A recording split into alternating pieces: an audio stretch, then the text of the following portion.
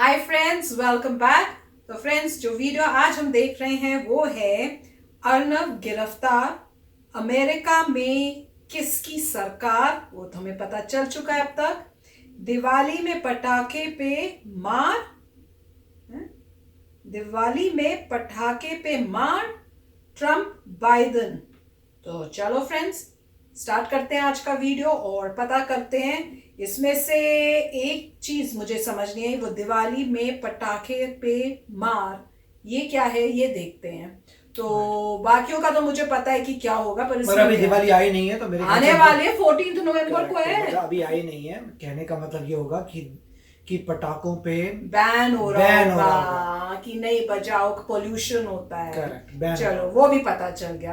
तो चलो friends, video शुरू करते हैं। पर वीडियो शुरू करने से पहले अगर आप चैनल पर नए हो और आपने अभी तक सब्सक्राइब नहीं किया है तो जल्दी से सब्सक्राइब के बटन को और बेल आइकन को क्लिक कर लो, ताकि आपको हमारे सारे न्यू वीडियोस जैसे हम अपलोड करें उसका नोटिफिकेशन मिल जाए।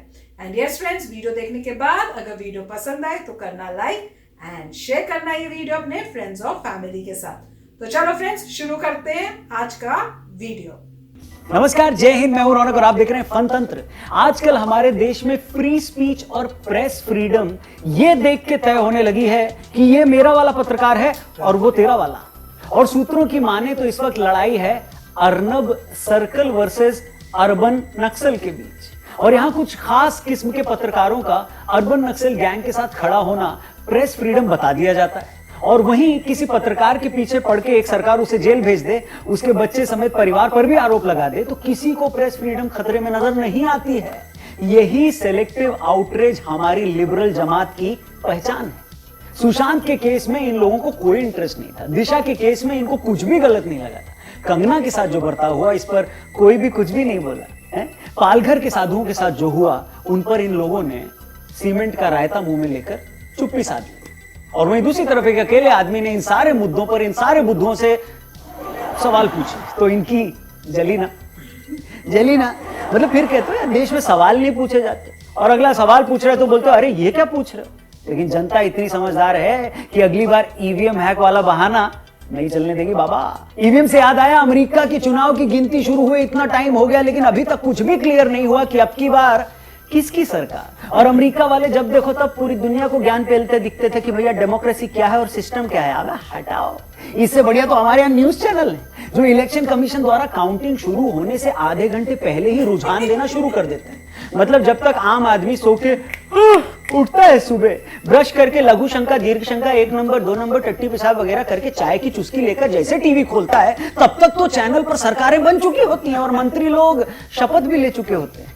मतलब या तो हमारे यहाँ सब कुछ बढ़िया से हो जाता है जल्दी जल्दी, या फिर रिजॉर्ट वालों का धंधा बढ़ जाता है, जैसा अमेरिका में नहीं हो रहा। ऐसा इलेक्शन है भाई। और बताइए, आज के दौर में जब टेक्नोलॉजी के माध्यम से लोग हवन भी पंडित जी को वीडियो कॉल पे लेकर करा ले रहे हैं, जहां 6 महीने के बच्चे से लेकर के नर्सरी यूकेजी की पढ़ाई ऑनलाइन हो जा रही है, वहीं अमेरिका जैसे टेक्नोलॉजिकल एडवांस देश में फर्रे से वोटिंग चल रही है। और जैसी खबरें हमारे देश में 90s में आती थी ना, बूथ कैप्चर हो गया, बैलेट बॉक्स से एक ही पार्टी के वोट निकल रहे हैं, वैसी खबरें अमेरिका में अब 2020 में आ रही है। वैसे अमेरिकन चुनाव को देखकर आपको तो समझ में आ ही रहा होगा कि क्यों कुछ लोग नहीं चाहते थे कि भारत में ईवीएम से चुनाव हो। क्लियर हुआ ना।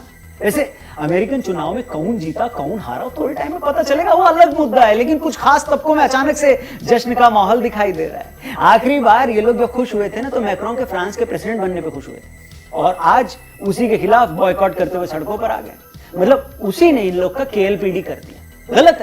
गलत है, मैं तो कहता हूं सरासर गलत है। आप चाहें तो फ्रांस का बॉयकॉट कर सकते हैं और इस दिवाली राफेल ना खरीदकर फ्रांस को करारा जवाब दे सकते हैं। वैसे अमेरिका में चाहे बाइडेन जीते या ट्रंप जीते, इंडिया तो वही इंडिया रहने वाला है, क्योंकि आज के माहौल में हमको विश्व की जितनी जरूरत है उससे कहीं ज्यादा जरूरत विश्व को हमारी है। डिप्लोमेसी ऐसे ही चलती है, विश्व का बाजार भी हम ही है और चीन का अल्टरनेटिव भी हम ही है। और ये बात डेमोक्रेट और रिपब्लिकन दोनों ही जानते हैं, क्योंकि याद है ना, बराक ओबामा भी हमारे लिए ओबामा नहीं, बराक माय फ्रेंड था, और ट्रंप चचा भी हमारे लिए ट्रंप नहीं, डोनाल्ड ट्रंप है। अमेरिका से अब वापस आ जाते हैं साड़ी दिल्ली पर, जहां फिर से पर्यावरण की चिंता बहुत जोर शोर से सताने लगी है लोगों को। दिल्ली में AQI पिछले 1 महीने से खराब है, हवा बदतर होती जा रही है, कोरोना के केसेस बढ़ने लगे हैं, लेकिन कुछ लोग जागे हैं अचानक से। दिवाली के 10 दिन पहले तालियां बजती रहनी चाहिए इनके लिए। और जैसा कि सबसे आसान होता है, हर साल की परंपरा बन चुकी है कि पटाखों पर बैन लगा दिया जाए। एक अखबार में छपी एक रिपोर्ट के मुताबिक दिल्ली में जो पोल्यूशन होता है, जो हवा खराब होती है, उसमें सबसे ज्यादा जो होता है farm fires, dust pollutants, vehicular pollution कितना कंट्रीब्यूट करता है वो साफ साफ वहां पे छपा हुआ है। अब इस रिपोर्ट को सही मानना है मानो, नहीं मानना है मत मानो, लेकिन पटाखे बैन हो गए। और ऐसा नहीं है कि हम पटाखे जलाने के फेवर में बोल रहे हैं, मुझे खुद उसके धुएं से ज्यादा उसकी आवाज से तकलीफ है, एलर्जी है। हम बस इतना कह रहे हैं कि सरकारों के पास अपनी जिम्मेदारी से दूर भागने का सबसे आसान रास्ता पटाखे बैन करना ही है क्या?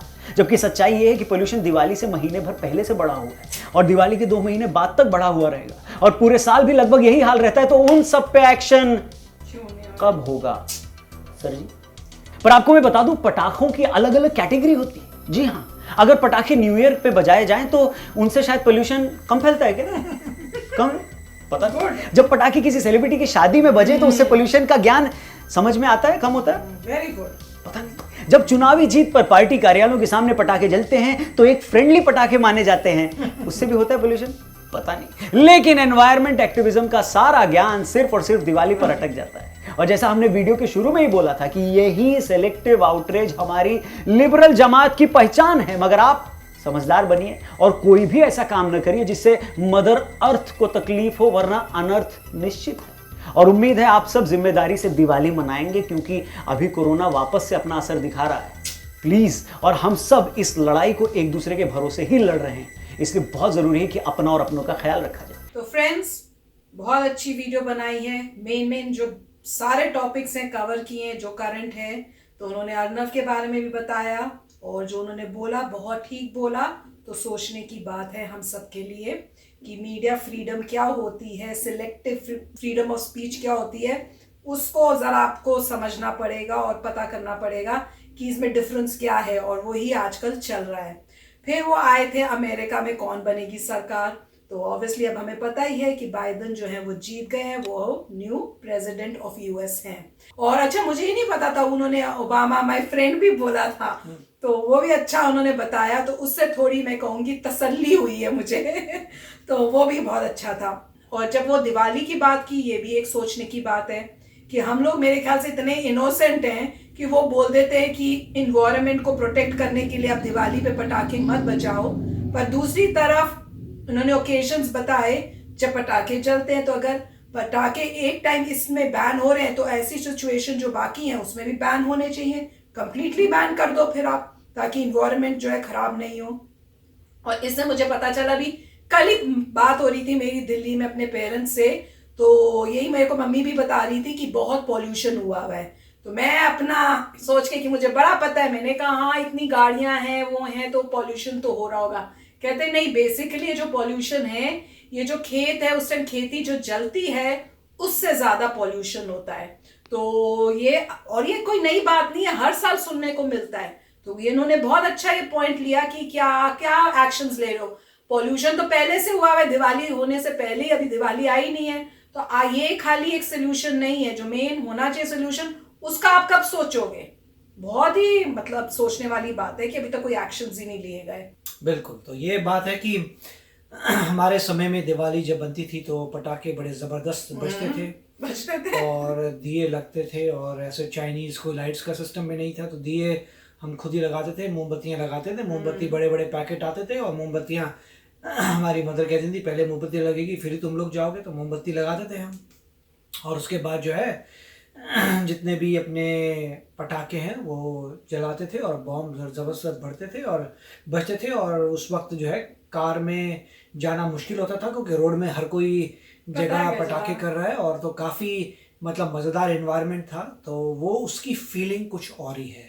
अगर आप दिवाली में से वो पार्ट निकाल देते हैं पटाखों, तब मुझे पता नहीं दिवाली कैसे बनेगी। मगर जब हम छोटे थे तो दिवाली को बंदा बड़े टाइम से दिवाली आएगी और दिवाली के दिन जो है सुबह सुबह, वैसे बंदा उठे ना उठे मगर दिवाली के दिन सुबह सुबह उठते थे 6 बजे की आज तो दिवाली है बॉस, और अपनी गन निकालते थे, उसमें छर्रे भर के फाट फाट फाट, और अपने जितनी भी टोली होती थी टोली जाती थी सुबह के पटाखे अपने करने और रात के पटाखे अपने। तो वो पूरा दिन जो थी एक्टिविटी वो सुबह सुबह शुरू होती थी और लेट रात को ख़त्म होती थी। और पेरेंट जो है वो ताश खेलते थे लेट रात को, और बच्चे वहीं मतलब देख देख के वहीं पर लुढ़क जाते थे।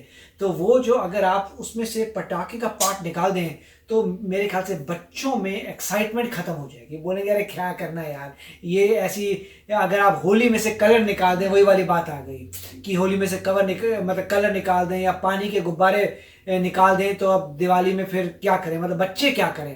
पूजा ठीक है, आप पूजा करते हैं, मगर बच्चे क्या करें। इसलिए मेरे ख्याल से ये अच्छा पॉइंट था कि आपको पटाखे वगैरह कट नहीं करने चाहिए, और आपको, क्योंकि दिवाली जो है वो कॉज नहीं है पॉल्यूशन का, आप और पॉल्यूशन को फिक्स करिए। और उसके लिए हमने एक वीडियो भी किया था जिसमें ये था कि वो टावर्स बना रहे हैं जो स्मॉग को रिड्यूस करेंगे, वो कंज्यूम करेंगे, मगर ऑफ कोर्स वो तो टेम्परेरी इलाज है, अल्टीमेटली तो आपको इन्वायरमेंट को बेटर करना पड़ेगा। और हमने एक और वीडियो भी किया था जिसमें दिखाया था कि कैसे मतलब लोग जो हैं अपने फील्ड्स को कटवा सकते हैं और रोल बनवा सकते हैं, रोल को बेच सकते हैं, फायदा होगा उनको और पैसा मिलेगा। क्योंकि यूएस में तो वो कॉन्सेप्ट है नहीं, आग जलाने का कोई कॉन्सेप्ट नहीं है यूएस में। वही आप काटते हैं, पूरे को रोल करते हैं, बेचते हैं और आगे बढ़ते हैं। तो उसी तरीके से इन्वायरमेंट को बचाने के लिए मतलब जो फार्मर्स हैं उनको सब्सिडी दी जानी चाहिए। अगर गरीब हैं तो ठीक है, आपकी इनकम कितनी है, इनकम के हिसाब से डिसाइड करना चाहिए कि किसको कितना मिलेगा, और आप गवर्नमेंट को हेल्प करनी चाहिए मशीन मंगवा के, खुद प्रोड्यूस करके। तो मेरे ख्याल से उससे सॉल्व होगा। ऑफकोर्स दिल्ली को जो है कोलैबोरेट करना पड़ेगा, हरियाणा यूपी और जो भी नेबरिंग है, हरियाणा यूपी है मोस्टली, तो उनसे कोलैबोरेट करना पड़ेगा कि देखो भैया, जितने भी हमारे कोई 50 किलोमीटर की रेडियस में आ रहे हैं उनको हम हेल्प करेंगे ये सब करने में। और दूसरा जो था वो तो है कि अगर फ्रीडम ऑफ स्पीच को अगर आप ख़त्म करते हैं और अर्नब जैसे बंदे को अगर आप पकड़ के लेके जाते हैं, तो आपकी खुद की हमारी औकात क्या है, हम तो कुछ भी नहीं है, राइट। तो वो बहुत डेंजरस बात थी, वो तो मैं उससे एग्री करता हूँ कि आप ड्यू कोर्स होना चाहिए। अगर कोई लीगली कुछ लॉ ब्रेक किया है तो ऑफ कोर्स कोर्ट में केस होना चाहिए, मगर ऐसा नहीं किया। अरेस्ट तो उसी को किया जाए तो लगे कि ये भागने का रिस्क है, उनका भागने का रिस्क तो है नहीं। तो आपको सीधा सू ही करना था, अगर किसी को करना है तो आप सू करिए। और जो केस जो होता है वो कोर्ट में होता है, और कोर्ट में ऐसा नहीं है आपको तभी बेल मिलती है। बेल क्यों मिलती है? क्योंकि जब ये प्रूव हो जाए कि आपका भागने का रिस्क नहीं है तो बेल मिलती है। फिर आप कोर्ट लड़ते हैं अपने घर में जैसे नॉर्मल रहते हैं, और कोर्ट में केस वैसे ही होना चाहिए था केस, कि आपने केस दायर किया और जाके कोर्ट में जाएंगे, केस लड़ेंगे। मगर अरेस्ट करने का मतलब क्या है? तो उनको उड़ के भागने थोड़ा वाले थे, तो वो थोड़ा वियर्ड है। और लोगों को मेरे ख्याल से लीगल चीज़ों में थोड़ा इंटरेस्ट लेना चाहिए कि प्रोसेस क्या है, क्यों आपने अरेस्ट किया। क्योंकि अगर कोई क्रिमिनल हुआ है तो बंदा भाग तो रहा नहीं है, आप कोर्ट में केस किया, वो कोर्ट में जाएगा। अगर वो कोर्ट के ऑर्डर को वायलेट करता है देन यू कैन अरेस्ट, मगर वैसे करने के मतलब नहीं बनता था। तो ये सब चालें क्या हैं वो तो पहले भी डिस्कस हो चुकी हैं। तो मेरे को काफ़ी लगा कि फ्रीडम ऑफ प्रेस को, जहाँ तक यहाँ का बात है, यहाँ पे जो ईवीएम की बात चल रही थी, मेरे ख्याल से इलेक्ट्रॉनिक वोटिंग मशीन्स, यहाँ पे यूएस में सारी इलेक्ट्रॉनिक वोटिंग मशीन्स हैं। इशू ये होता है जब रेस बहुत करीब की होती है, जब बहुत ही क्लोज होती है, फिर वो कहते हैं कि चलिए अब हम दोबारा चेक करते हैं कि गलती तो नहीं कर ली, क्योंकि बहुत क्लोज हैं। और दूसरी बात, अगर मेल इन से आते हैं तो डिले, ईवीएम की वजह से डिले नहीं हो रहा है, डिले हो रहा है कि लोगों ने मेल किए। तो यहाँ पे सिस्टम ये है, मेरे ख्याल से इंडिया में सिस्टम है नहीं, मुझे नहीं पता, आप बताइए कि अगर कोई बंदा कहीं देखिए जिस दिन वोटी उस दिन बीमार हूँ, तो मैं जा नहीं सकता खुद, तो क्या करेंगे? क्या कोई प्रोविजन है? तो मुझे तो यहाँ पे वो प्रोविजन है कि अगर आप नहीं दे सकते वोट, फिर भी प्रोविजन है कि आप पहले दे दीजिए या आप थोड़ा सा बाद में दे दीजिए, या आप मेल इन, आप मतलब यूएसपी आप चिट्ठी भरिए, चिट्ठी भर के कोई डाल देगा आपका रिश्तेदार, वो पहुंच जाएगी, पोस्ट करके कर दो। तो उनकी वजह से अब उनको वो भी काउंट कर रहे हैं सारे, क्योंकि नॉर्मली वो तभी काउंट करते हैं अगर क्लियर हो। अगर मान लीजिए ईजिली कोई बंदा करोड़ों में जीत रहा है, बड़े सारे वोट डाल दो, बोलेंगे अब क्या हमने 99% कर लिए हैं, अगर 1% आप दूसरे के लिए भी अज्यूम कर ले तो भी नहीं जीतेंगे, राइट। तो अल्टीमेटली तो मैथ किया जाता है, मैथमेटिक्स होता है कि जो अगर मान लीजिए 1% वोट और आए हुए हैं जिन्होंने पोस्ट किए थे या जिन्होंने पहले किए थे, जो भी है वो 1% आए हुए हैं। अब अगर वो देखें चलिए पूरे के पूरे 1% हम जो हार रहे हैं उसको दे दे तो भी जीत सकता है, अगर नहीं जीता तो क्या फायदा काउंट करने का, तब भी नहीं जीतेगा भाई वो। तो उस हिसाब से मैथमेटिक्स होता है और डिसाइड किया जाता है कि कब जरूरी है आपको मैनुअली करना। और इस बार तो बहुत क्लोज था तो मैनुअल हुआ है, और मैनुअल होने के बाद जो है मिस्टर बाइडेन जीते हैं, तो इसीलिए थोड़ा टाइम लगा है। और साथ में जो लास्ट उन्होंने कोरोना का बताया था कि इंडिया में भी केसेस जो है इंक्रीज हो रहे हैं, यहाँ पे भी हो रहे हैं। यहाँ पे तो रिकॉर्ड ब्रेक हो गया, यहाँ तो रिकॉर्ड ब्रेक हो गया है। और हो सकता है ये एक बहुत बड़ी रीजन हो जिस वजह से लोगों ने इस बारी ट्रम्प को जो है वोट ना दिया हो, ये भी Right, एक अगर- रीजन हो सकता है। रोज जो है अगर 1.5 लाख बंदा, मतलब 1 लाख से ज्यादा बंदा अगर इन्फेक्ट हो रहा है तो बहुत बड़ी प्रॉब्लम है। नहीं, और साथ में यहाँ पर अभी इन्होंने स्कूल खोले हुए हैं और बच्चों में भी काफी हो रहा है, तो ये भी एक बहुत ही डेंजरस बात है। तो मैं बस यही आप लोगों से रिक्वेस्ट करूंगी कि आप इसको लाइटली मत लो। और बच्चे तो आप मेकर्स स्कूल इंडिया में तो खुले हैं नहीं है, वो एक बहुत अच्छा स्टेप लिया हुआ है। यहाँ पे जो कोलोराडो है, अब हम तो यहाँ आ गए हैं टेक्सास में, तो कोलोराडो में तो उन्होंने अच्छा स्टेप लिया है, वो स्कूल फिर से बंद कर रहे हैं। तो जिस स्कूल में ऋषि जाता था वो उन्होंने अपने सारे स्कूल्स जो है वो बंद कर दिए हैं, और बाकी लोग भी वहाँ कोलोराडो में बहुत जल्दी ये डिसीजन लेने वाले हैं। तो अब देखो यहाँ पे क्या होता है। टेक्सास जो है वो सारे यूएसए में वो टॉप नंबर में है, जैसे यूएसए कंट्रियों में टॉप नंबर में है, वैसे टेक्सास यूएसए के अंदर टॉप नंबर में है। तो अभी कोई एक्शन नहीं लिया हुआ, पर मैं आप लोगों से जरूर रिक्वेस्ट करूंगी जहां तक हो सके सेफ रहो और सारे प्रिकॉशंस जो हैं उनको आप मतलब यूज करो, उसमें ढील मत दो। तो चलो फ्रेंड्स चलते हैं, मेरे ख्याल से वीडियो थोड़ा ज्यादा लंबा हो गया होगा, पर मिलेंगे नेक्स्ट वीडियो में बहुत ही जल्द। Till then take care and bye bye. तो अगर आप मेरे इस चैनल पे नए हो तो जल्दी से सब्सक्राइब के बटन को हिट करो और बेल आइकन को क्लिक करो, ताकि आपको मेरा जब नया वीडियो मैं लगाऊं आपको उसके बारे में जल्दी से पता चल जाए।